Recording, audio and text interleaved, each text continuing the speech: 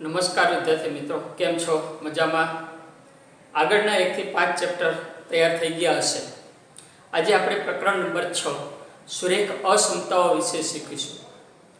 અગાઉના ધોરણની અંદર તમે સમીકરણ એક ચલના હોય એનો ઉકેલ કેમ મેળવવો, બે ચલના સમીકરણની સંહતિ હોય ત્યારે એનો ઉકેલ કેમ મેળવવો એ શીખાશો. કેટલાક કૂટ પ્રશ્નને આપણે સમીકરણ સ્વરૂપે પણ દર્શાવેલા હતા, પણ દરેક વખતે કૂટ પ્રશ્નને સમીકરણ સ્વરૂપે દર્શાવી શકાતા નથી. જેમ કે ધારો કે કોઈ વર્ગની અંદર વિદ્યાર્થીની ઊંચાઈ લેવી છે, તો એ વિદ્યાર્થીની ઊંચાઈ બરાબર સ્વરૂપમાં ન લખી શકે, પણ વર્ગની સામૂહિક રીતે જ્યારે આપણે ઊંચાઈ લખીએ છીએ ત્યારે વધુમાં વધુ 160 સેન્ટીમીટર, વધુમાં વધુ 150 સેન્ટીમીટર આવા સ્વરૂપે આપણે બોલીએ છીએ. એટલે કે વધુમાં વધુ 150 એનો અર્થ શું થયો? તો કે ક્લાસની અંદર એના બધા વિદ્યાર્થીની ઊંચાઈ કાં 150થી નાના છે અથવા તો 150 સેન્ટીમીટર સુધી છે. બરાબર? તો અહીંયા આપણને એક અસમતા મળે છે, એટલે કે એક બાજુ ફિક્સ છે તો બીજી બાજુ ઓછું છે, અથવા તો એક બાજુ વધુ છે એક બાજુ ઓછું છે, આપણે એ પ્રમાણે કહી શકીએ. હવે અગાઉ તમને શીખવાડ્યું કે 2x + 3 = 0 હોય તો આ એક સમીકરણ છે જેમાં એક જ ચલ x છે. તો આનો ઉકેલ મેળવવા માટે સૌથી પહેલા +3 છે તો એની વિરોધી સંખ્યા બંને બાજુ ઉમેરતા 3 દૂર કરી શકાશે. પછી x સાથે જે ગુણાયેલા છે એના વડે આપણે ભાગાકાર કરીએ તો અહીંયા x નો સહગુણક 1 લાવી શકશું અને x બરાબર કોઈ એક મૂલ્ય મળશે જે એનો ઉકેલ થશે. આ પ્રમાણે બે ચલ આપેલા હોય ત્યારે એનો ઉકેલ સંહતિ સ્વરૂપે આપણે, એટલે કે બે ચલ હોય ત્યારે બે સમીકરણ લઈ અને એનો ઉકેલ આપણે મેળવી શકીએ, x અને y નો. જો એક જ સમીકરણ હોય તો આપણને એના અસંખ્ય ઉકેલોની જોડ મળશે. બરાબર? અસંખ્ય એવા બિંદુઓ મળશે કે જે આ સમીકરણનું સમાધાન કરતા હશે. હવે દર વખતે આપણે ઇક્વલ ટુ સ્વરૂપે ન લખી શકીએ તો એ અસમતા સ્વરૂપે પરિણમે છે. તો એ કેવા સંકેતો હશે? તો કે આ સંકેતો તમે શીખાશો. પહેલો સંકેત જે થી ઓછું લેસ ધેન આપણે કહીએ છીએ, લેસ ધેન ઇક્વલ ટુ થી ઓછું કે બરાબર, ગ્રેટર ધેન થી વધુ, ગ્રેટર ધેન ઇક્વલ ટુ થી વધુ કે બરાબર. એટલે કે જેમ કે આપણે 5 અને 7 ની સરખામણી કરવી છે તો અહીંયા આપણે કરી શકીએ કે 5 એ 7 કરતા નાના છે એટલે 5 < 7 થશે. બરાબર? થી ઓછું કે બરાબર તો અહીંયા આપણે આમ લખી શકીએ કે 5 બરાબર 10/2. બંને સંખ્યાઓ સરખી છે. થી વધુ તો આ પરિણામને આપણે ઉલટાવી 7 ગ્રેટર ધેન 5, 7 5 કરતા વધારે છે. એવી જ રીતે અહીંયા 5 < 10/2 એ થશે. બરાબર? આ સંકેતો જેમાં આવતા હોય એ પ્રકારનું જે પદ છે એ આપણે અસમતા તરીકે ઓળખશું.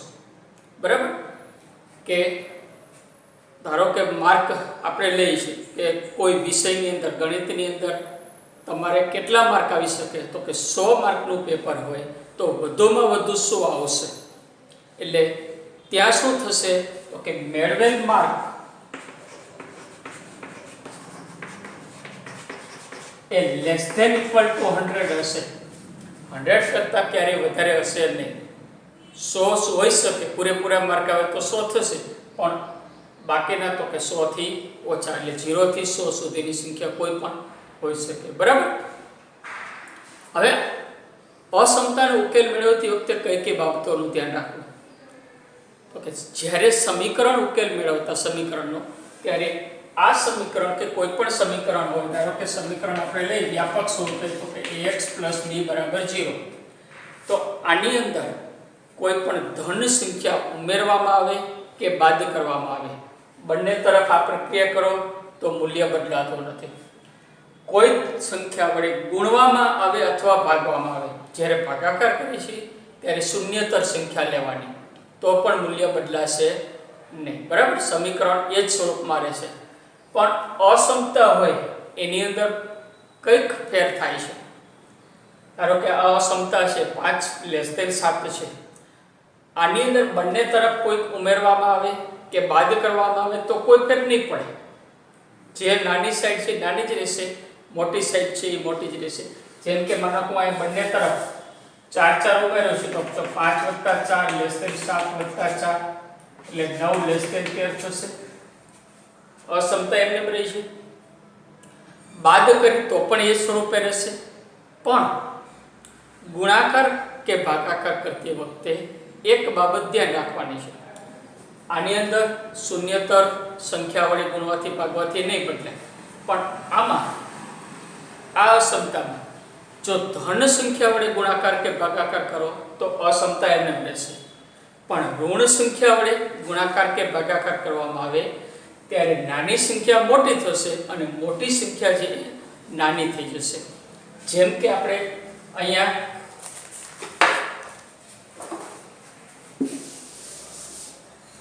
આને આપણે -2 વડે ગુણીએ, 7 × -2 તો આ બાજુ થશે -10 અને આ થશે -14. હવે આ બે સંખ્યામાં મોટી કઈ સંખ્યા છે તો કે -10 મોટા છે, -14 નાના, એટલે અહીંયા થશે ગ્રેટર ધેન ની નિશાની. બરાબર? એટલે ઋણ સંખ્યા વડે જ્યારે ગુણવામાં આવે અથવા તો ભાગાકાર કરવામાં આવે ત્યારે અસમતા ઉલટાય છે. નાની છે મોટી થશે અને મોટી છે નાની થશે. આ એક બાબતની ધ્યાન અહીંયા બરાબર રાખવાનું છે.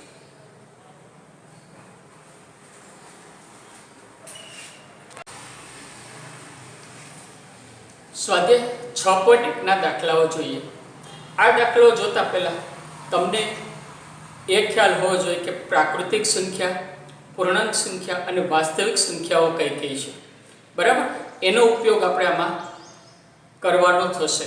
હવે અહીંયા કે જો x પ્રાકૃતિક, પૂર્ણાંક કે વાસ્તવિક સંખ્યા હોય ત્યારે આ ત્રણેય દાખલાઓને આપણે ઉકેલ મેળવવાના છે. પહેલો જોઈએ કે 24x < 100 નો ઉકેલ મેળવવાનો છે. તો આની અંદર શું જોવાનું છે તો કે સૌથી પહેલા માનો કે આપણે પહેલો અને ત્રીજાની સરખામણી કરીએ તો ત્રીજામાં અહીંયા -3 છે, એવું આની અંદર કંઈ નથી. એટલે સૌથી પહેલા આપણે એ જોવાનું કે x વાળા પદ એટલે કે ચલ વાળા પદ છે એમાં કંઈક પ્લસ કે માઇનસ છે.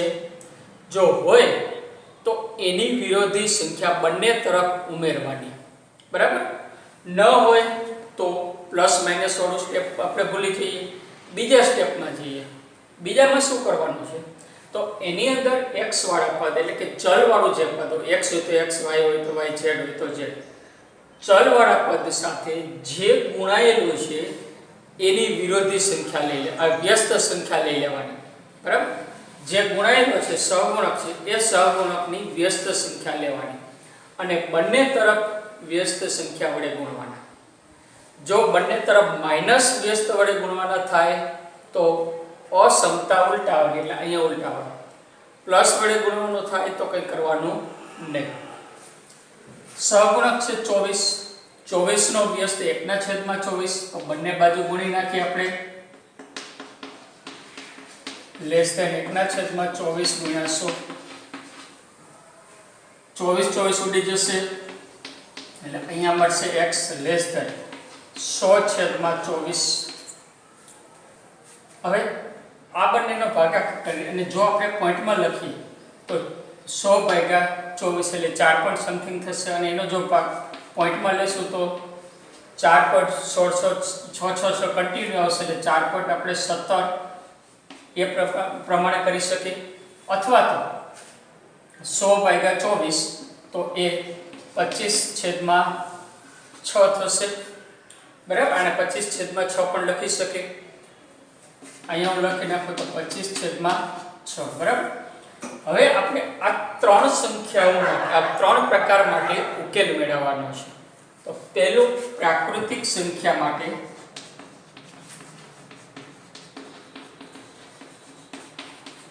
x માટે. હવે x કેવો છે તો કે 4.17 અથવા 25/8 કરતા નાની સંખ્યા છે. પ્રાકૃતિક સંખ્યા ક્યાંથી શરૂ થાય છે તો કે 1 2 3 4 5 6 અનંત સુધી આવશે. એનો અર્થ કે 1 થી 4 સુધીની સંખ્યા આવશે. બરાબર. અહીંયા પ્રાકૃતિક માટે આપણે 1 2 3 થી અનંત છે 4 સુધી લેવાની છે. 4.17 પોઈન્ટમાં આમાં આવવાના નથી. તો માટે ઉકેલ એ છગડીય કૌંસમાં આવશે 1 2 3 ને 4, 5 નહીં આવે. બીજું પૂર્ણાંક સંખ્યા. તો પૂર્ણાંક સંખ્યા x માટે પૂર્ણાંક સંખ્યાઓ કઈ છે? તો -3 -2 -1 0 1 2 3 અનંત સુધી પોઈન્ટ વાળી નથી. તો એનો અર્થ કે આ બાજુ 4 સુધી આવશે અને નીચેની બધી સંખ્યાઓ આવશે ઋણ અનંત સુધી આવશે. બરાબર. તો એનો ઉકેલ -2 -1 0 1 2 3 4 અહીંયા પૂરું થઈ જશે. આ બાજુ અનંત નહીં આવે, આ તરફ અનંત સુધી આવશે. બરાબર. વાસ્તવિક સંખ્યા. તો વાસ્તવિક સંખ્યાઓમાં તો બધી સંખ્યાઓ સહીથી અહીંયા આપણે 3 લઈ, અહીંયા 4, અહીંયા 4 અને 5 લેવું તો આ બંને વચ્ચે 4.17 આવશે. x નું મૂલ્ય 4.17 કરતા નાનું, એનો અર્થ આ બધી સંખ્યાઓ લેવાની, બધી સંખ્યાઓ લેવાની એટલે અંતરાલ સ્વરૂપ થયો.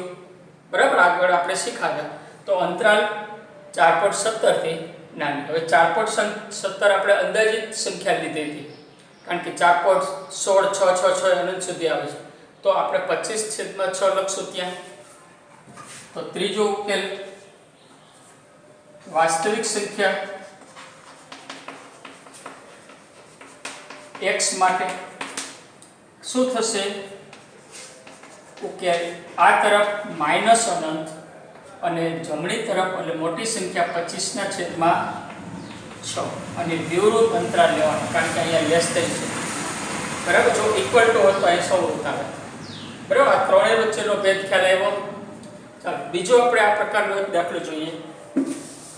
તો એની અંદર આ જ રીતે કરવાનો છે. અહીં આપેલા છે -12x > 30 છે. સૌથી પહેલા તો આપણે 12 વડે ગુણી નાખીએ.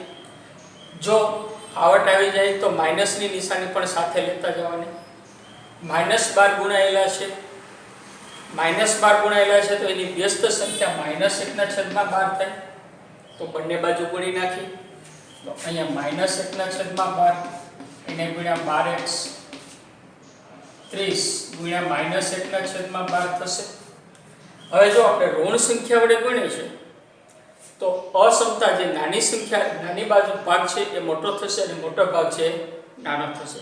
એટલે થી નાનું થી મોટું થઈ જશે. આ થશે લેસ થઈ. બરાબર. આ એક ધ્યાનમાં રાખવાનું છે. -1/12 અને 12 ઉડી જશે એટલે વધશે x લેસ થઈ. આ બંનેનો ભાગાકાર કરીએ તો -30/12 30/12 તો 6 એટલે 5 દુત્યાંશ થશે. બરાબર. -5 દુત્યાંશ એટલે 2.5. બરાબર. હવે આ ત્રણ ઉકેલ આપણે મેળવવાના છે. તો પહેલો, જો x પ્રાકૃતિક સંખ્યા હોય તો ઉકેલ -2.5 કરતા નાની સંખ્યાઓ લેવાની.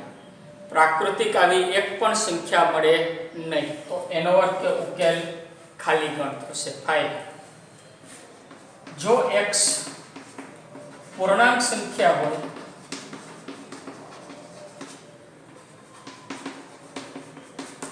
તો ઉકેલ બરાબર પૂર્ણાંક છે તો -2.5 કરતા બધી જ નાની સંખ્યાઓ આવશે. આનાથી ઉપર જવાનું નથી એટલે -1 આવશે નહીં. બરાબર.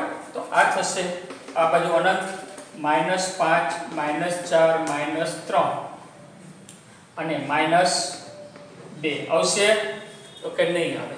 શા માટે? તો કે -2 અને -3 અહીંયા આવશે -2.5. આનાથી નાની પૂર્ણાંક લેવાની છે એટલે -3 થી આવશે. બરાબર. અહીંયા આપણે પૂરું કરી દઈશું. હવે આવે છે વાસ્તવિક સંખ્યા માટે.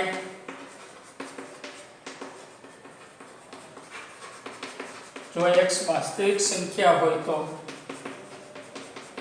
ઉકેલ બરાબર વાસ્તવિક માટે -2.5 થી બધી જ નાની સંખ્યાઓ આવશે એટલે અંતરાલ થયો -∞ થી -2.5 અહીંયા પૂર્ણ મળે છે તો -2.5 અથવા 5/2 માઇનસમાં લખી શકીએ બરાબર અહીંયા -2.5 પણ લખી શકાય કારણ કે પૂર્ણ સીધી સંખ્યા મળે છે શેષ રહેતી નથી જ્યારે અહીંયા 0.66 અનંત સુધી આવતા તો આપણે લખી ન શકીએ અહીંયા ફરજિયાત 25/6 લખવા પડે બરાબર ચાલો હવે સીધી સંખ્યા હોય તો આપણે બે દાખલાઓ જોઈએ કઈ ઉમેરેલું કે બાદ કરેલું હોય તો જોઈએ એટલે કે ax + b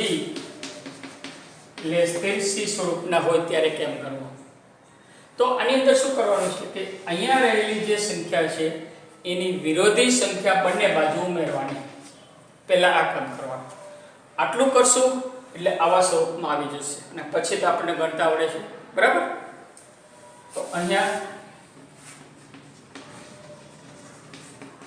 5x - 3 <7 છે બંને બાજુ -3 ની વિરોધી એટલે +3 ઉમેરી દઈએ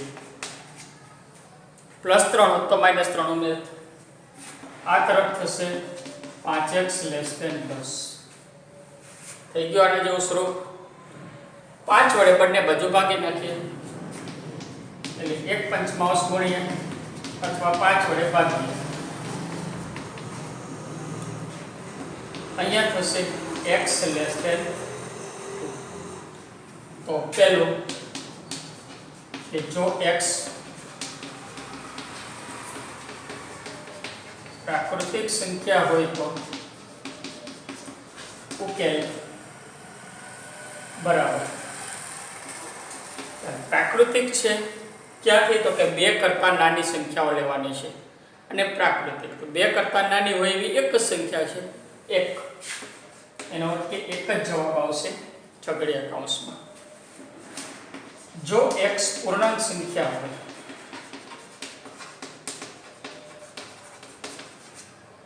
તો ઉકેલ પૂર્ણાંક છે નીચેની બધી સંખ્યાઓ ઋણ બધી આવશે માઈનસ પેલા ડેશ -2 -1 0 અને 1 સુધીની આવશે 2 લેવાની નથી 2 થી નાની છે બરાબર અને ત્રીજી જો x વાસ્તવિક સંખ્યા હોય તો ઉકેલ બરાબર -2 કરતા બધી જ નાની સંખ્યાઓ એટલે એ અંતરાલ થશે -∞ થી 2 વિવૃત અંતરાલ બરાબર આ પ્રકારના બીજા ઉદાહરણના દાખલાઓ આપેલા છે જે તમે પ્રેક્ટિસ કરજો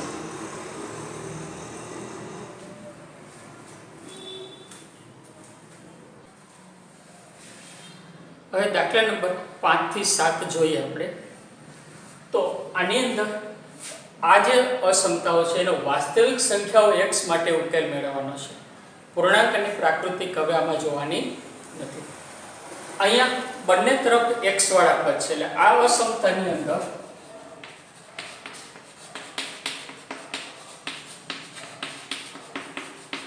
ડાબી તરફ પણ એટલે નાના ભાગમાં પણ x વાળું પદ છે જમણી તરફ એટલે મોટા ભાગમાં પણ x વાળું પદ છે તો શું કરવાનું તો કે જે x વાળા પદ છે એ પદ પહેલા આપણે એક તરફ ભેગા કરવાના બરાબર એટલે 5x આ બાજુ છે જમણી બાજુ તો 4x ને આપણે જમણી બાજુ લઈ જવા પડે એનો અર્થ બંને તરફ -4x ઉમેરવા પડે તો અહીંયા આપણે લખશું 4x + 3 -4x less than 5x + 4 -4x બરાબર 4x 0 થઈ ગયો વૈધા 3 લેસ 5x - 4x ખાલી x + આગળ કર્યા તો ત્રીજો દાખલાના જેવો થઈ ગયો +7 જોડાયેલા છે -7 બે બાજુ ઉમેરી દઈએ તો 3 - 7 લેસ ધેન x + 7 - 7 આ થશે -4 લેસ ધેન x, બરાબર. એટલે x નું મૂલ્ય -4 કરતા મોટું છે, તો માટે ઉકેલ બરાબર -4 થી અનંત સુધીની સંખ્યા. જો અહીંયા વાસ્તવિક કીધો છે, પ્રાકૃતિક કીધો તો ક્યાંથી આવે, તો -4 થી મોટી પ્રાકૃતિક તો કે 1 2 3 4 આખો n ગણ, પણ આખો n ગણ આવે. પૂર્ણાંક કીધું હોત તો કે -3 -2 -1 થી 0 1 2 3 અનંત સુધીની બધી સંખ્યાઓ આવે. હવે અહીંયા આપણે જોઈએ છીએ કે સામાન્ય રીતે આપણે શું કરીએ છીએ, અગાઉ કરીએ કે 4x છે એને ડાબી સાઈડથી જમણી સાઈડ જઈએ તો એની નિશાની બદલાય છે. એ જ પ્રક્રિયા આપણે એ કરી. જુઓ આ બાજુ ઉડી ગયા છે, આ જમણી તરફ આવ્યા તો -4 થઈ ગયા, +4x હતા તો -4x. એવી જ રીતે +7 હતા એને આ સાઈડ લઈ જઈએ એટલે -7 થઈ ગયા, આ નીકળી ગયું, બરાબર. એ જ પ્રક્રિયા છે પણ પદ્ધતિસરની પ્રક્રિયા. હવે આ દાખલાની અંદર જોઈએ અહીંયા તો શું છે, 3x - 7 > 5x - 1 છે. આની અંદર 5x જમણી બાજુ વધારે છે તો 3x ને આપણે જમણી બાજુ લઈ જવા પડે, બરાબર. આની સીધી જો પ્રક્રિયા કરી તો એવી રીતે થાય, અથવા બંને તરફ -3x ઉમેરી દઈએ > 5x - x -3x. ડાબી તરફ આ બંને નીકળી ગયા, 0 થઈ ગયા, વૈધા -7 > 2x - 1. આ બેની બાદબાકી 2x. 2x સાથે 1 ઉમેરેલા 1 બાદ કરેલા છે તો બે બાજુ એની વિરોધી +1 ઉમેરી દઈએ તો અહીંયા થશે +1, 0 થઈ ગયો, બાદબાકી થશે -6. હવે પ્લસ માઇનસ નીકળી ગયા, ગુણાકાર ભાગાકાર જોઈએ. 2 ગુણ્યા છે, સહગુણકમાં 2 છે તો એનું વ્યસ્ત વડે ગુણી નાખીએ તો -6/2 2x/2, બરાબર. ગુણાકાર અથવા છેદમાં મૂકી દો. આ થશે -3 > x. માટે ઉકેલ, વાસ્તવિક ઉકેલ છે આપણી પાસે x -3 કરતા નાની સંખ્યા છે. જો અહીંયા નિશાની ઉલટી છે, અહીંયા આપણી પાસે x મોટા હતા, અહીંયા x નાના છે. અને જો હજી આ પ્રમાણે લખીએ તો તરત ખ્યાલ આવી જાય કે x <-3, બરાબર. બંને એક જ છે તો આ થશે -3 કરતા નાના, તો -∞ થી -3 થી નાના વિવૃત અંતરાલ, બરાબર.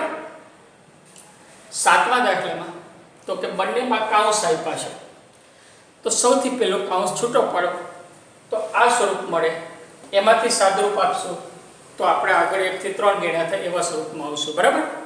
તો અહીંયા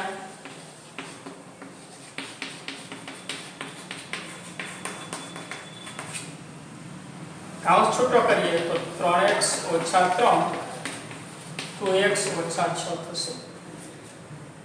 2x નાના છે, બંને તરફ એની વિરોધી ઉમેરી દઈએ